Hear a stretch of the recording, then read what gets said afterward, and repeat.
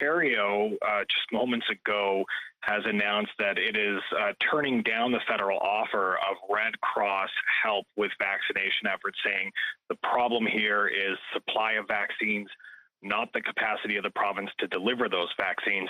If I can just get your reaction to Ontario turning down this offer, and then as well, will this rejection affect any of the other help that the feds are offering Ontario? Obviously, the Prime Minister said a few moments ago, and we have said from the beginning of the pandemic, that the Government of Canada will always be present to do whatever we can to support provinces and territories as we all go through together these very difficult weeks and months of the past year. So obviously, if the Ontario government has specific requests that the Government of Canada can fulfill, we will move expeditiously to say yes to requests that we get from the Ontario government.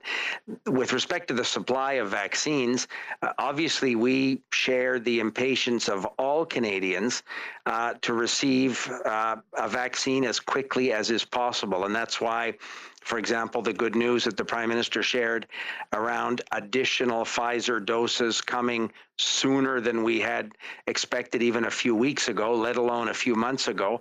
All of this is part of our continuing effort to get as many vaccines into Canada as quickly as we possibly can from different sources around the world to build in those redundancies. And we'll continue to do that because, like Premier Ford and like all Canadians, we understand the urgency and the benefit of vaccinating as many people as quickly as possible. That's why it's such a huge priority for the government.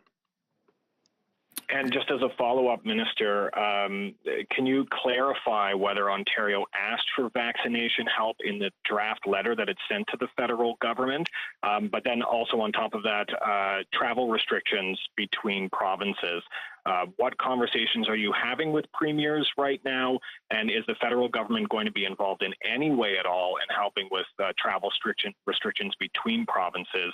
Or are you largely just going to leave that up to the individual provincial governments?